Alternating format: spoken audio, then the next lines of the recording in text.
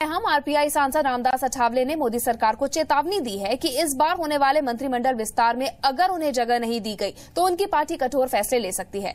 रामदास अठावले ने जी मीडिया संवाददाता एहसान अब्बास से खास बातचीत की। प्रधानमंत्री नरेंद्र मोदी केंद्रीय कैबिनेट का विस्तार कर रहे हैं। मेरे साथ सांसद रामदास अठावले साहब मौजूद। अठावले साहब, क्या मोदी जी की सरकार में कैबिनेट में रामदास अठावले साहब का चेहरा शामिल नजर आएगा?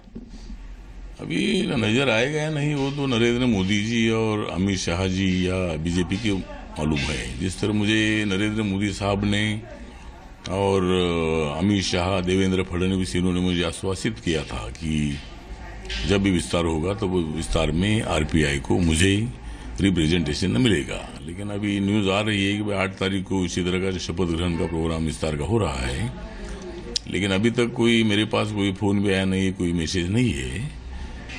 तो इतना है कि जिस तरह मतलब कमिटमेंट किया था उसके मुताबिक बीजेपी ने रिपब्लिकन पार्टी को नरेंद्र मोदी जी के मंत्रिमंडल में मतलब जगह देने की बहुत सारी आवश्यकता है, क्योंकि सारे भारत के और महाराष्ट्र के दलितों ने बहुत ज्यादा से ज्यादा हुटी बीजेपी को किया था। बीजेपी को सत्ता मिली दिल्ली में, महाराष्ट्र में, मुंबई महानगर पालिका में।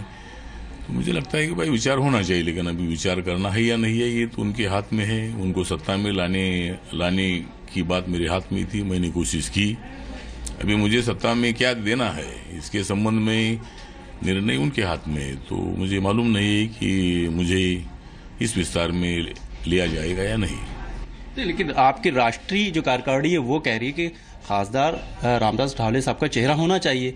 आप लोगों ने जिस एनडीए को सरकार में लाया है, तो अब आपकी राष्ट्रीय कार्यकारिणी भी दबाव डाली है। आखिर अठावले साहब अब क्यों नहीं खुल के कह रहे हैं कि उनका हिस्सा होने चाहिए?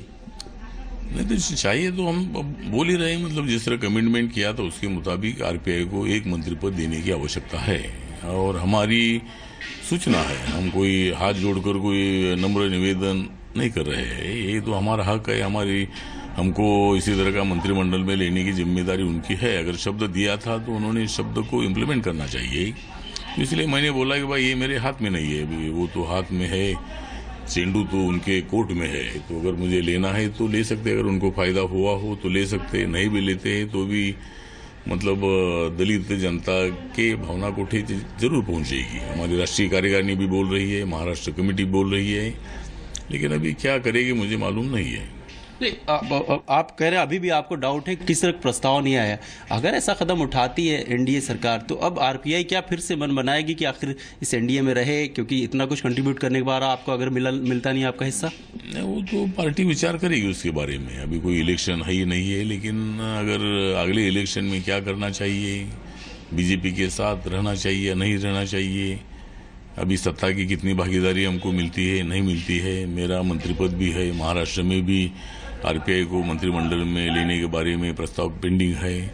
महामंडल में चेयरमैन करने के विषय पर भी मतलब उनकी कमिटमेंट है। तो देखते आगे क्या करती है, उसके बाद ही पार्टी तय करेगी। यह है सांसद रामदास अठावले साहब कह रहे हैं कि एनडीए में हिस्सेदारी जाहिर है कि इनकी पार्टी को चाहिए, अगर नहीं होती तो उनकी पार्टी भविष्य में तय करेगी कि आखिर क्या फैसला करना है एनडीए में रहने को लेकर। एहसान अब्बास, जी मीडिया, मुंबई।